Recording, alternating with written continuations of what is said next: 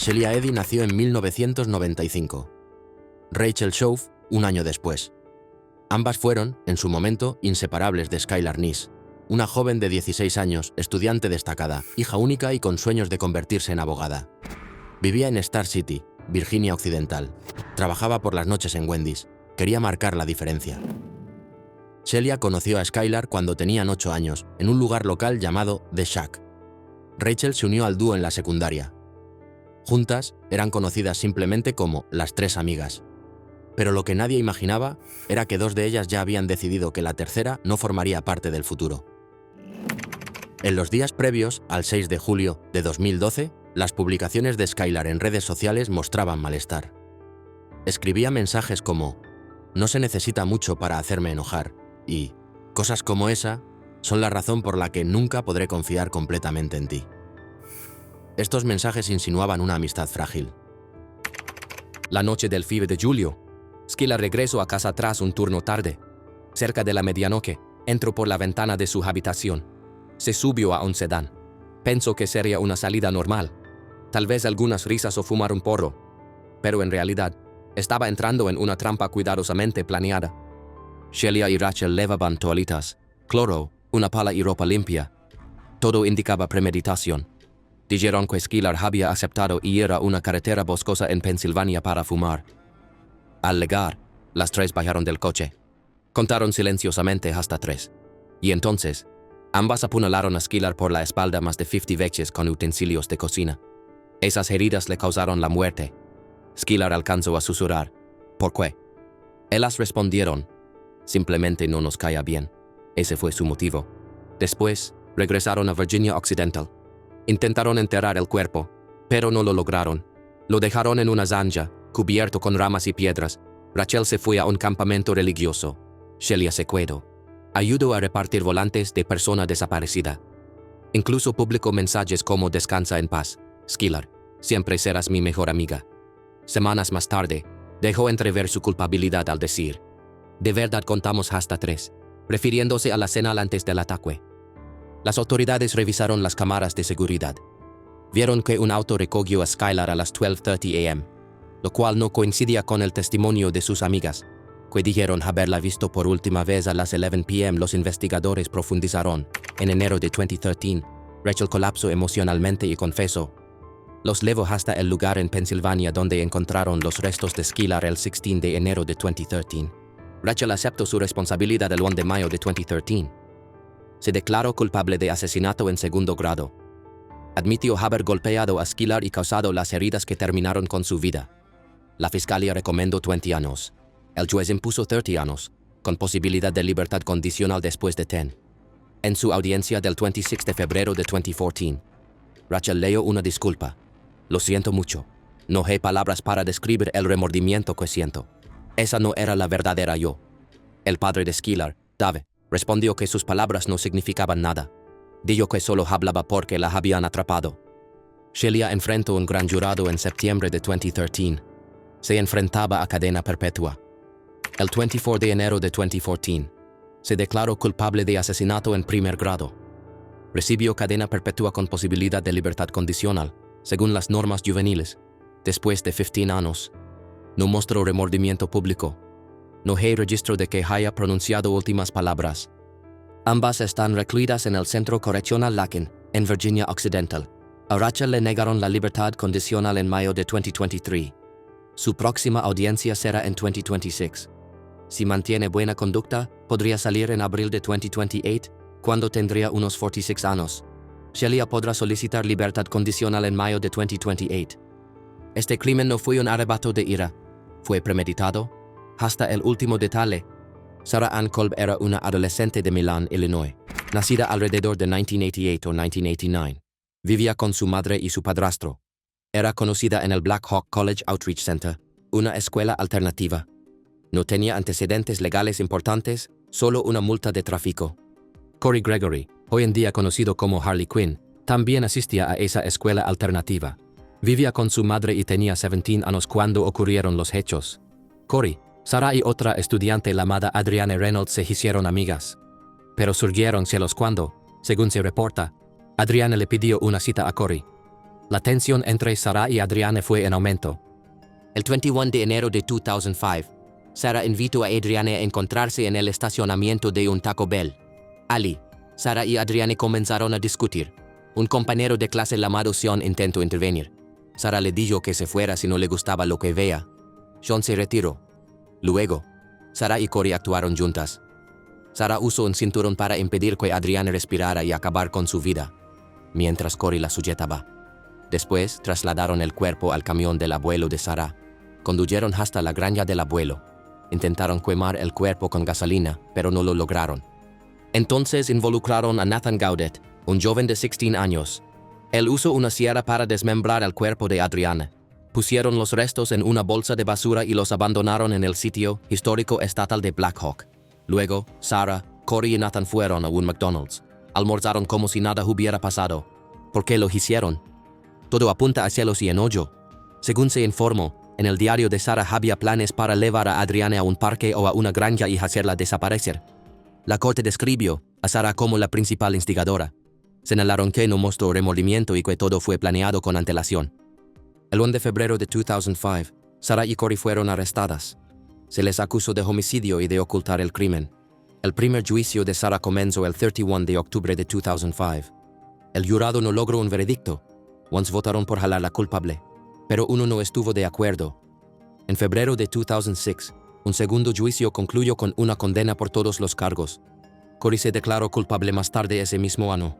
Durante el segundo juicio, Sarah admitió haber amenazado a Adriana previamente. Confesó haber planeado su asesinato, involucrando a Corey y a otros.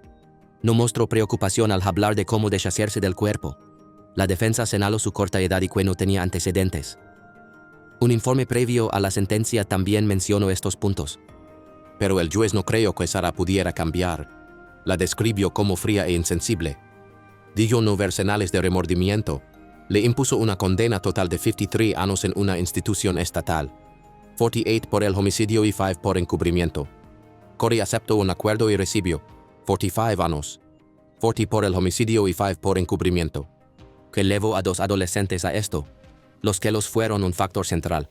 Sarah se sintió amenazada cuando Adriana se acercó a Corey. Pero planear un asesinato va más allá de un arranque de ira. Los propios escritos de Sarah mostraban intención anticipada. La influencia del entorno y su fuerte enojo parecen haberla llevado al extremo. El tribunal consideró su edad y desarrollo cerebral, pero también vio una planificación clara y un esfuerzo por encubrir el crimen. Por eso, rechazó la defensa basada en la inmadurez. La sentencia de Sarah fue revisada tras un fallo de 2012 que indicó que las condenas automáticas de por vida para menores podrían ser injustas. Ella solicitó una nueva revisión en 2023, alegando su edad y posibilidad de rehabilitación. La petición fue denegada.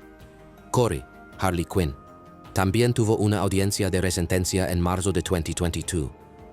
El juez mantuvo la condena de 45 años. En esa audiencia, Quinn habló sobre haber sido solo un niño entonces y expresó arrepentimiento, deseando poder cambiar lo ocurrido. El padre de Adriana también habló, dijo sentirse dolido y enojado. Sarah Kolb fue hallada culpable en febrero de 2006. Cumple una condena de 53 años en el Centro Correccional Logan. Sus apelaciones han sido rechazadas. Corey Gregory, Harley Quinn, se declaró culpable a mediados de 2006 y recibió 45 años. En la resentencia de 2022, expresó arrepentimiento y dolor. Morgan Elizabeth Geyser nació en 2002, en Waukesha, Wisconsin. Fue criada por su madre, Angie. De niña, Morgan era calada y solitaria. Le gustaban los temas de terror. Al entrar a secundaria, sus intereses se volvieron más oscuros. Más adelante, fue diagnosticada con esquizofrenia de inicio temprano. Su madre también había enfrentado problemas similares. Morgan comenzó a tener visiones y pensamientos perturbadores. Anissa A. Wire nació el 10 de noviembre de 2001, también en Waukesha. Sus primeros años parecían normales. En primaria, formó parte de las Girl Scouts. Le gustaban los animales y patinar. Morgan y Anissa se conocieron en 4º grado. Ambas se sentían incómodas en entornos sociales. Se volvieron amigas cercanas. A través de Morgan, Anissa descubrió las historias de terror en línea llamadas creepypasta. Desde entonces, su rutina cambió. En 6º grado, se obsesionaron con Slenderman. Slenderman es una figura alta y sin rostro surgida de leyendas en Internet. Ambas comenzaron a creer que era real. Morgan decía tener conversaciones mentales con él. Anissa no tenía un diagnóstico de salud mental en ese momento, pero sentía la presión de Morgan. También quería encajar. Hacia diciembre de 2013 o enero de 2014, Morgan sugirió hacerle daño a su amiga Peyton Leutner. Dijo que eso impresionaría a Slenderman y demostraría que era real. También creían que, si lo hacían, sus familias estarían protegidas. Anissa se sentía dividida, pero aceptó. Se sentía abrumada por la influencia de Morgan. El 30 de mayo de 2014, celebraron una pijamada por el cumpleaños número 12 de Morgan, con Peyton. A la mañana siguiente, después del desayuno, Morgan tomó un cuchillo de cocina de su casa. Se lo dio a Anissa. Luego siguieron a Peyton hasta el bosque en el Parque Davids Park. Morgan sujetó a Peyton y la apuñaló múltiples veces. Le causó heridas graves en brazos, piernas, torso y otras partes. Una de las heridas estuvo a punto de alcanzar una arteria vital. Anissa observó y le dijo a Morgan que siguiera. Después del ataque, dejaron a Peyton sola en el bosque. Ella logró arrastrarse hasta que un ciclista la encontró. El ciclista llamó a emergencias. Los cirujanos trabajaron durante 6 horas para salvarla. Un doctor dijo que si la joya se hubiera movido un poco más, Peyton no habría sobrevivido. En la estación de policía, las dos niñas reaccionaron de formas distintas. Morgan estaba tranquila y distante. Anissa sentía una fuerte culpa. Dijo que pensaban que el ataque era necesario para proteger a sus seres queridos de Slenderman. Por la gravedad del caso, las autoridades las juzgaron como adultas. Morgan fue acusada de intento de homicidio en primer grado. Anissa fue acusada de intento de homicidio en segundo grado. En 2017, Anissa aceptó un acuerdo y admitió su participación. Un jurado determinó que no era responsable debido a una enfermedad mental. Fue enviada a una institución de salud mental, con un plan de tratamiento de al menos 3 años en un centro cerrado. Luego, tendría tratamiento supervisado hasta los 37 años. Morgan también aceptó un acuerdo en 2017. Fue jalada no responsable por causa de su diagnóstico psiquiátrico. Su sentencia fue de hasta 40 años en una institución mental, con al menos 3 años en tratamiento cerrado, o hasta cumplir 53 años, lo que ocurriera primero. Ninguna de las dos fue enviada a una prisión juvenil o correccional tradicional por los hallazgos médicos. En la corte, cuando le preguntaron a Morgan dónde había herido a Peyton, respondió con una sola palabra: en todas partes. En su audiencia, lloró y pidió perdón a Peyton. No se registraron frases finales ni pedidos de última comida, ya que no estuvieron en una cárcel convencional. En 2021, Anissa fue liberada bajo estrictas condiciones. Se mudó con su padre. Debe usar un monitor GPS, evitar las redes sociales, mantener sus chequeos psiquiátricos y seguir su tratamiento hasta los 37 años. Morgan presentó varias solicitudes de libertad condicional desde junio de 2022. En abril de 2024, una fue rechazada porque un psicólogo afirmó que aún representaba un riesgo. En enero de 2025, un juez aprobó su traslado a un hogar supervisado, después de casi 7 años internada. Sin embargo, una revisión en marzo de 2025 podría retrasar el cambio por preocupaciones sobre su estado actual. De unas niñas de secundaria influenciadas por historias de Internet, pasamos ahora a una adolescente de California cuyo deseo de encallar terminó en tragedia. Pero antes de continuar con el próximo caso, considera suscribirte para más historias como esta. Bernadette Proti era una adolescente de Orinda, California, en 1984. Nació alrededor de 1968 en una familia modesta. Su padre trabajaba en servicios públicos. Asistía a la preparatoria Miramonte High School. Obtenía buenas calificaciones y participaba en clubes como Bobo Links. Con el tiempo, se enfocó en encajar con los estudiantes considerados populares. Kirsten Marina Costas era su compañera de clase. Nació el 23 de julio de 1968. Sus padres eran Arthur y Berit Costas. Kirsten era nadadora del equipo escolar y porrista. Muchos la admiraban en la escuela. Proti se sintió molesta cuando no fue seleccionada para el equipo del anuario ni para el equipo de porristas. Kirsten sí lo había logrado en ambas áreas. Proti anhelaba reconocimiento y estatus. El 23 de junio de 1984, Proti ideó un plan disfrazado de actividad común. Llamó de forma anónima a la madre de Kirsten e invitó a Kirsten a una supuesta cena de iniciación del club Bobo Links. Pidió que fuera un secreto y se ofreció a manejar. Una vez que Kirsten estuvo sola en el auto, la verdad salió a la luz. Discutieron. Kirsten se alteró, bajó del auto y buscó ayuda en una casa cercana, propiedad de Alex y Mary Jane Arnold. Dijo que su amiga se estaba comportando de manera extraña y que tenía miedo. Arnold vio el auto de Proti siguiéndola. Momentos después, frente al porche de un vecino, Proti apareció y apuñaló a Kirsten 5 veces en el pecho y el cuello con un cuchillo de cocina. Al principio, algunos testigos pensaron que era solo una pelea, pero en realidad fue un acto grave y mortal. Proti huyó de la escena. Kirsten intentó cruzar la calle, pero colapsó y falleció en los brazos de una vecina. Más tarde, Proti confesó que temía que Kirsten revelara sus inseguridades personales. El pueblo quedó conmocionado. La responsable permaneció en libertad durante 6 meses. Proti pasó un examen de polígrafo y presentó una coartada falsa. Esto desvió la investigación. La familia Costas contrató a un investigador privado. Gracias a ese trabajo, se descubrió que la coartada de Proti sobre estar cuidando niños era mentira. Un agente del FBI habló con ella. Empezó a quebrarse emocionalmente. Primero escribió una carta de confesión para su madre. Luego confesó todo a las autoridades. En marzo de 1985, Proti fue juzgada como menor de edad. La fiscalía la acusó de un acto premeditado, pero el juez determinó que no había pruebas claras de planificación. El cargo fue reducido. Durante la audiencia, Proti lloró y escondió el rostro sobre la mesa. Repetía que no podía permitir que la verdad saliera a la luz. Su hermana explicó que el arma era un cuchillo común que se guardaba en el auto familiar. Verlo en el tribunal fue impactante.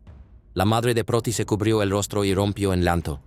Proti recibió la pena máxima para menores: 9 años en un centro juvenil. Fue puesta en libertad condicional tras cumplir 7 años, en junio de 1992, a los 23 años. La familia Costas se opuso a su liberación. Arthur Costas dijo que ningún castigo sería suficiente por lo que había ocurrido. En medio del dolor, la familia se mudó a Hawái en 1986. Kirsten tenía solo 15 años cuando murió. La comunidad quedó paralizada y temerosa. Proti tenía 16 años cuando este suceso cambió ambas vidas.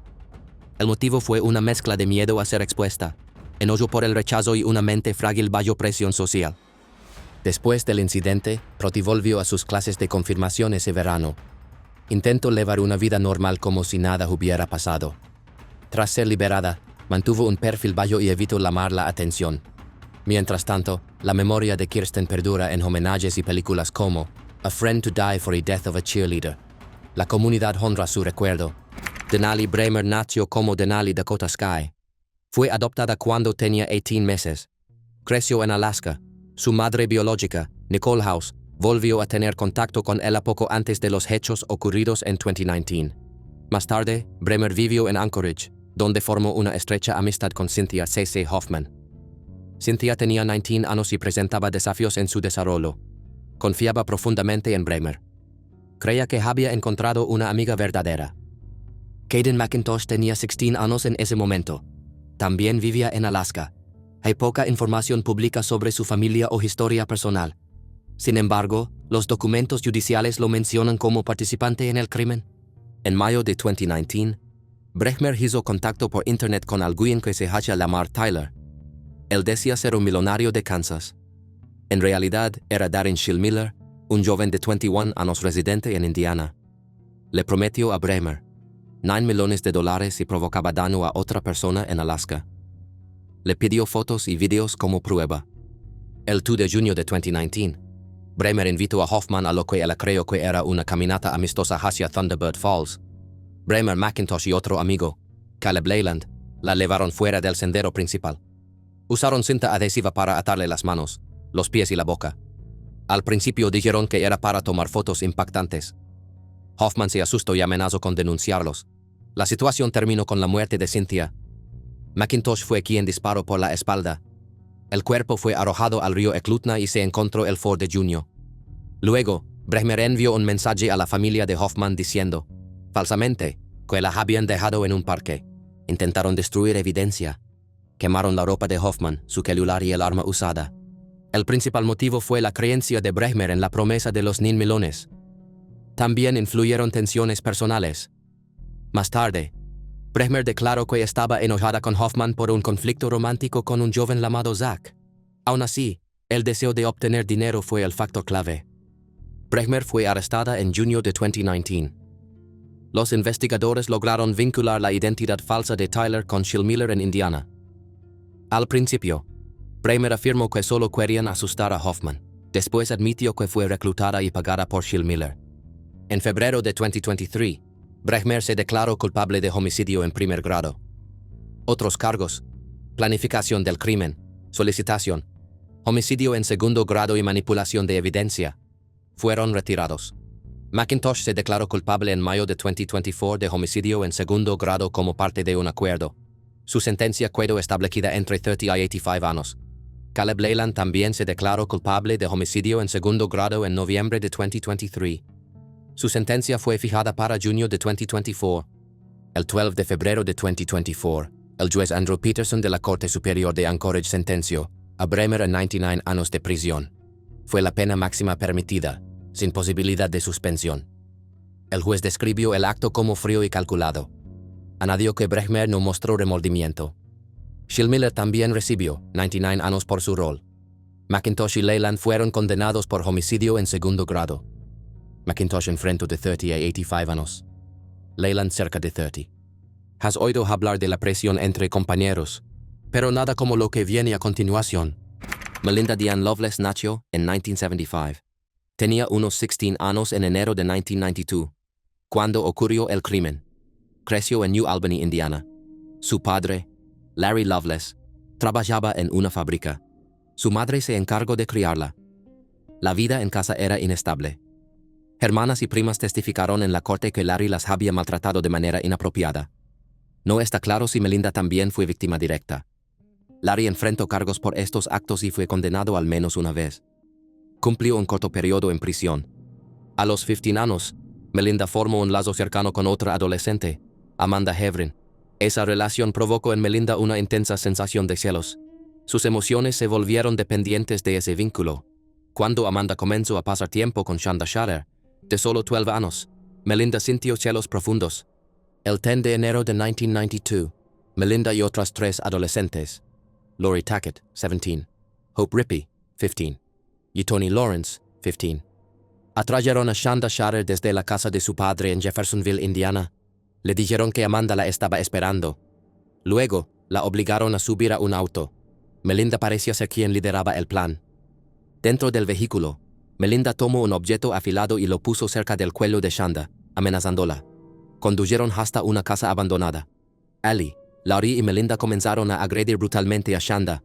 La ataron y la golpearon. Luego la encerraron en la cajuela del auto. Condujeron durante horas. En varias paradas, volvieron a atacarla con una palanca para neumáticos. En un momento, Shanda recuperó el conocimiento. Entonces, forzaron un contacto inapropiado con la misma herramienta, lo que provocó aún más daño. Antes del amanecer, Melinda y Larry notaron que Shanda seguía viva. La llevaron a un campo en Lemon Road, cerca de Madison. Hope le arrojó un líquido inflamable y le prendió fuego. Melinda regresó para verter más combustible. Eso aseguró que Shanda no sobreviviera. Después de dejar la escena, las chicas fueron a desayunar a un local de comida rápida. Ali compararon los restos quemados de Shanda con salchichas y se rieron. Esa actitud mostró una falta total de remordimiento. Expertos más tarde identificaron varios factores. Los que los fueron clave. También influyó el deseo de encallar. La infancia inestable de Melinda pudo haber afectado sus decisiones. Lori tenía intereses oscuros. Hope y Toni parecían seguir la presión de las mayores. Los restos de Shanda fueron jalados por cazadores la mañana del 11 de enero de 1992. El caso avanzó rápido. Ese mismo día, Toni se quebró emocionalmente y contó todo a la policía. Esto llevó a que las 4 fueran acusadas formalmente. Las 4 fueron juzgadas como adultas. Todas se declararon culpables para evitar la pena máxima. Melinda, Lori y Hope enfrentaron cargos por homicidio, privación ilegal de la libertad e incendio intencional. Toni, por colaborar, recibió un cargo menor por confinamiento ilegal. En mayo de 1993, Melinda y Lori, ya con 17 y 18 años, recibieron sentencias de 60 años de prisión cada una. Hope también fue sentenciada a 60 años, aunque más tarde se le redujo parte de la pena en apelación. Toni recibió 20 años por su cooperación. En 1994, Melinda apeló su condena. Alegó que su infancia traumática debía haber tenido más peso. La Corte Suprema de Indiana mantuvo la sentencia. Reconoció su pasado, pero declaró que los hechos eran demasiado graves como para reducir el castigo. Melinda fue puesta en libertad condicional el 5 de septiembre de 2019, tras pasar más de 26 años tras las rejas. Su buen comportamiento en prisión fue tomado en cuenta. Completó programas como el de entrenamiento de perro de asistencia, algo que se mencionó durante su audiencia de libertad.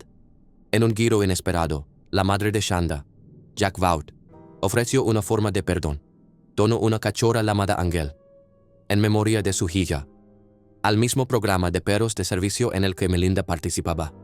En una entrevista de 2012, Jack dijo que quería que algo bueno surgiera de algo tan terrible. Creía que eso es lo que su hija hubiera querido. Desde entonces, Melinda ha entrenado varios perros de asistencia, ha ayudado a personas necesitadas y ha intentado mostrar arrepentimiento a través de esas acciones. A continuación, hablaremos de dos chicas que fueron inseparables, hasta que un solo momento lo cambió todo. Nila Lightfoot nació en 2004, tenía alrededor de 14 años cuando falleció en mayo de 2018. Vivía con su familia en un complejo de apartamentos al sur de Fort Worth llamado Sycamore Center Villas. Su madre, Antoinette Carter, solía decir que Nila era una estudiante de secundaria alegre. Le gustaba la música, las redes sociales y pasar tiempo con sus amigas. Asistía a la escuela Wedgwood Middle School. Tenía un lazo muy fuerte con sus amigas, casi como de hermanas. Su familia era cariñosa y protectora. Su madre decía que Nila traía risas y esperanza al hogar. Su presencia alegraba a todos a su alrededor. El 29 de mayo de 2018, Nila pasó el día con 3 amigas en el apartamento. Fueron a la piscina, bailaron y grabaron vídeos para Instagram. Todo comenzó de forma divertida, pero más tarde comenzaron las tensiones. Cerca de las 2:30 a.m., Nila fue al apartamento de una amiga de 13 años. Habían tenido un conflicto por mensajes de texto. Nila estaba molesta. Se escucharon portazos, palabras duras, rostros llenos de enojo y una amistad quebrada. ¿Por qué se rompió su amistad tan de repente? ¿Fue solo una mala noche o había algo más profundo? En la audiencia se reveló que su relación ya había sido complicada. La amiga acusada había estado involucrada en peleas antes de mudarse a Texas. Esa noche, la discusión se intensificó. Según el testimonio, la acusada apartó a otra persona y luego tomó un cuchillo de cocina. Golpeó a Nila varias veces, en el cuello y el pecho. Esas heridas fueron fatales. El motivo exacto nunca quedó del todo claro. Podría haber sido celos, miedo o rabia. Las autoridades dijeron que no parecía un accidente. Señalaron que la acusada ya había amenazado a Nila antes. Una vez que tuvo el arma, dijeron que su intención fue directa. El caso fue elevado a la Corte Juvenil del Condado de Tarrant. La acusada tenía menos de 14 años cuando comenzaron los procedimientos. Enfrentaba muchos años en un centro para menores. Durante la audiencia, se presentó la imagen de una niña que se dejó llevar por la ira y no supo detenerse. Ella admitió haber atacado a Nila, pero afirmó que no lo había planeado. Dijo que Nila se me acercó y me dijo: apóyame, ya no quiero vivir. Aseguró que eso la hizo reaccionar. Dijo entre lágrimas: yo no quería que ella muriera, solo quería asustarla. Fue el peor error de mi vida. Después de 90 minutos de deliberación, el jurado la declaró responsable de una falta grave bajo la ley juvenil de Texas. Al día siguiente comenzó la audiencia de sentencia. El ambiente estaba cargado de dolor. La madre de Nila habló con profunda tristeza. Ella te trataba como a la hermana que no tenía. Te llevaste a mi hija, mi única niña, y dejaste un vacío en mi corazón. El juez impuso una pena de 25 años. Como era menor, permanecerá en un centro juvenil hasta los 19 años. Después, otro juez decidirá si continúa en una prisión para adultos o si es elegible para revisión. Antes de la sentencia, la joven dio una breve declaración. La lastimé y hice el peor error de mi vida, o ya la hubiera pensado con claridad en ese momento. Esa fue su única intervención en la corte. Después de la audiencia, lloró mientras el juez explicaba los próximos pasos. El personal del tribunal mantuvo separadas a ambas familias para evitar conflictos en un momento tan delicado. Regina y Margaret de Francisco eran hermanas que vivían en el área de Pilsen, en Chicago. Su madre, Nora, las crió sola. Regina tenía 17 años. Tenía una personalidad encantadora y sabía cómo ganarse a la gente. En abril del año 2000, comenzó a salir con Oscar Velázquez, un camionero de 22 años. Esto ocurrió poco después de que Regina enfrentara un cargo menor relacionado con sustancias ilegales. Margaret, que tenía unos 16 años, admiraba a Regina y la seguía incluso en comportamientos riesgosos. El 6 de junio del 2000, Regina le pidió a Oscar que fuera a su casa. Le dijo que necesitaba $1,000 para pagar una fianza. Pero eso no era cierto. Oscar, pensando que ayudaba a su novia, le dio el dinero. Días después, le pidió que se lo devolviera. Regina le propuso que se reuniera con ella y su hermana. Todo indica que el plan ya estaba en marcha. Usaron la confianza de Oscar para atraerlo. Margaret tenía una pistola semiautomática calibre .38 que le había dado un amigo. Esperó en el sótano. Oscar bajó, esperando una visita amigable. Margaret le disparó por la espalda, en la cabeza. Fue inmediato. Después, revisaron su billetera. Tomaron $600, su teléfono, llaves, un collar y su coche. Envolvieron su cuerpo en sábanas y plástico. Lo pusieron en su auto. Condujeron hasta un lote baldío. Regina roció esmalte sobre el cuerpo. Le prendieron fuego. El incendio destruyó gran parte de la evidencia. Luego también quemaron el coche. Esperaban ocultar lo ocurrido. Un transeúnte vio las llamas y llamó al 911.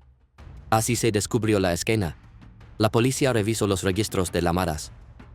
Encontraron vínculos entre la casa de Regina y el último paradero de Oscar. Pruebas en el sótano revelaron rastros. Casquillos, sábanas y otros elementos coincidieron.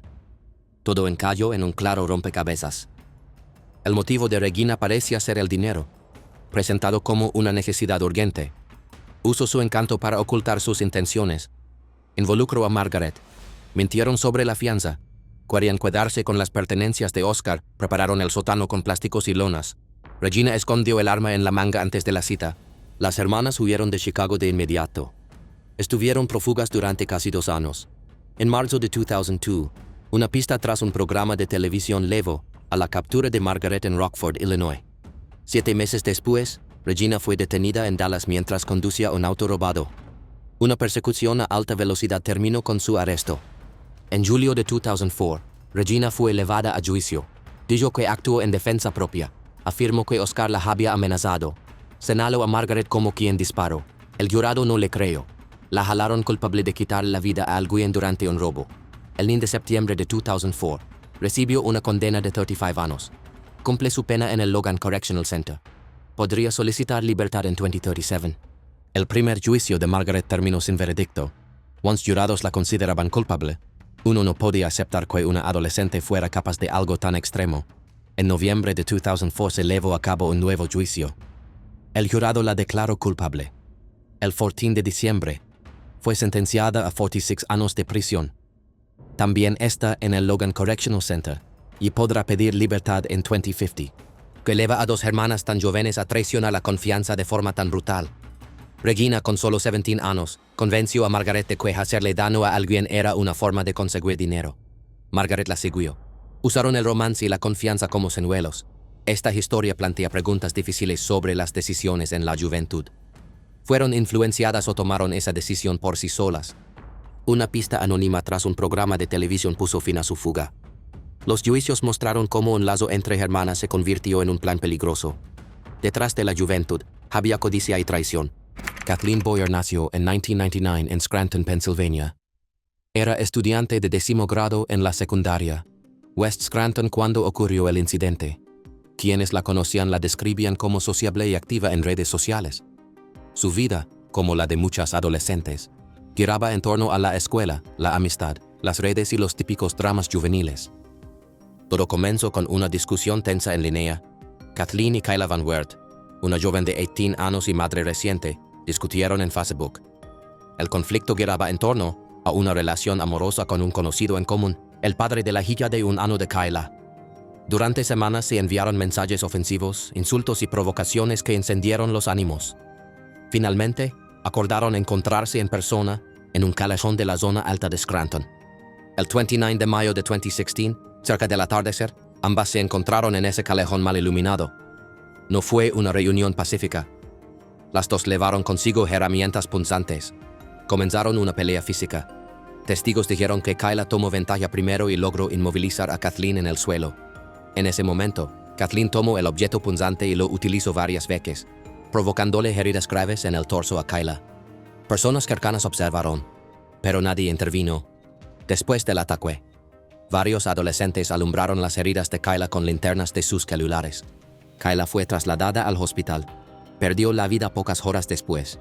Tenía 18 años y una hija pequeña. Su vida se apagó en ese trágico momento. La raíz del conflicto fue celos y rivalidad por un novio. Las provocaciones en redes sociales avivaron la furia en ambas. El encuentro fue planeado con antelación. Acordaron verse para resolver el problema cara a cara. La defensa de Kathleen argumentó que actuó en defensa propia, al verse atrapada debajo de Kayla. Sin embargo, el hecho de que ambas asistieran con armas punzantes sugiere que no fue un acto espontáneo motivado solo por miedo. Inicialmente, las autoridades acusaron a Kathleen de causar daño grave. Cuando Kayla falleció a causa de sus heridas, los cargos se elevaron a homicidio. Aunque Kathleen tenía 16 años, fue procesada como adulta. Permaneció detenida sin derecho a fianza. El caso llamó la atención pública por involucrar a jóvenes, redes sociales y un desenlace fatal. En julio de 2017, Kathleen aceptó un acuerdo de culpabilidad. Admitió haber causado la muerte bajo un cargo reducido. Recibió una condena de entre 7 y 20 años de prisión. Michelle Yvette Ávila, conocida como Missy, nació en 1968. Creció en Arleta, en la región del Valle de San Fernando, en Los Ángeles. Asistía a la preparatoria San Fernando High School. Era muy querida en la escuela. Tenía una larga melena color castaño rojizo y una personalidad amable. Vivía con su madre, Irene y sus hermanos. Su familia era unida, y Missy sentía mucho apoyo en casa. Desde pequeña, fue muy cercana a Karen Severson. Se hicieron amigas a los 8 años. Pero con el tiempo, su amistad cambió. En la preparatoria, los nuevos grupos sociales y los intereses amorosos generaron celos. Karen empezó a resentir la popularidad de Missy, así como su apariencia. En 1985, durante su penúltimo año escolar, Missy comenzó a salir con un chico llamado Randy. Terminaron porque a Missy no le gustaba el estilo de vida fiestero de él. Poco después, Karen empezó a salir con Randy, lo que tensó más su relación. Karen sentía más envidia aún, especialmente cuando Missy pasaba más tiempo con otros chicos y menos con ella. Entonces comenzaron a circular rumores de que Missy era íntima con varios muchachos. Karen fue una de las que difundió esos rumores. Otras chicas comenzaron a acosar a Missy. La tensión entre Karen y Missy fue creciendo. Unos 10 días antes del crimen, ambas discutieron. Se dice que Karen amenazó a Missy con una botella rota y que incluso la abofeteó. El 1 de octubre de 1985, Missy le dijo a su madre que saldría con Laura Doyle, otra amiga cercana. Laura pasó por ella. Horas después, Laura llamó a la madre de Missy y le dijo que la había dejado con unos chicos, pero esos chicos nunca existieron. Había sido una mentira. El 4 de octubre, unos excursionistas encontraron el cuerpo de Missy en un arroyo del Bosque Nacional de Los Ángeles. Estaba boca abajo, en agua poco profunda. Le habían cortado su largo cabello. Encima de su espalda había un tronco pesado. Había muerto por ahogamiento. Luchó por respirar mientras era sumergida, con un tronco de más de 45 kilos oprimiéndola. ¿Qué ocurrió? Según los investigadores, Karen y Laura la llevaron hasta ese lugar haciéndole creer que solo saldrían a pasar el rato. Una vez allí, la confrontaron por su conducta, por los rumores y por supuestamente causar problemas en sus relaciones amorosas. La empujaron al arroyo y le sostuvieron la cabeza bajo el agua hasta que perdió la vida. ¿Por qué tardó tanto en saberse la verdad? Una tercera adolescente, Eva Chirumbolo, fue testigo de parte del ataque, pero guardó silencio durante casi 3 años. Después del suicidio de su hermano, la culpa la hizo hablar. En julio de 1988, arrestaron a Karen Severson y a Laura Doyle. Las acusaron de homicidio en primer grado. El juicio se llevó a cabo en Pasadena, a principios de 1990. El fiscal argumentó que fue un acto deliberado. El jurado no creyó que hubiese sido planeado con antelación. Eva declaró que vio cómo Karen empujó a Missy al agua y cómo Laura le sostuvo la cabeza. Afirmó que Laura después dijo: "Acabamos con Missy". Tras 4 horas de deliberación, el jurado declaró a ambas culpables de homicidio en segundo grado. Las defensoras alegaron que el testimonio de Eva era poco confiable. Dijeron que ella solo quería desviar la culpa, pero el jurado no aceptó esa versión. En marzo de 1990, el juez Jack B. Tiso sentenció a ambas a 15 años a cadena perpetua, la pena habitual para homicidio en segundo grado en ese estado. Karen tenía 17 años cuando ocurrió el crimen y 22 en el juicio. Laura tenía la misma edad. Karen fue liberada el 9 de diciembre de 2011 tras cumplir unos 21 años y medio. Laura salió en diciembre de 2012 tras cumplir cerca de 22 años. mostraron arrepentimiento. En la corte, Karen derramó algunas lágrimas. Laura mostró poco gesto, pero fuera de la corte, su comportamiento causó inquietud. Ambas fueron al funeral de Missy. Incluso vivieron en casa de su madre, Irene, por un tiempo. Karen se comportaba como si fuera una hija sustituta. Con el paso del tiempo, Karen se obsesionó con el caso. Visitaba la tumba de Missy cada semana. Llenó su habitación con recortes de noticias. Incluso llevó cerveza al arroyo donde ocurrió todo. Dijo que allí había visto el espíritu de Missy. Más tarde, Karen escribió un libro sobre lo ocurrido y sobre su tiempo en prisión. Intentó hacer una película. La familia de Missy demandó en 2015 para reclamar cualquier ganancia. Esto llevó a que California aprobara una ley que obliga a notificar a las familias si alguien intenta lucrar con un crimen. Karen dijo que donaría parte de las ganancias a causas contra el acoso escolar, en nombre de Missy. Pero muchos, incluida la familia Ávila, se indignaron. Finalmente, los editores publicaron el libro de forma gratuita para evitar que alguien se beneficiara económicamente.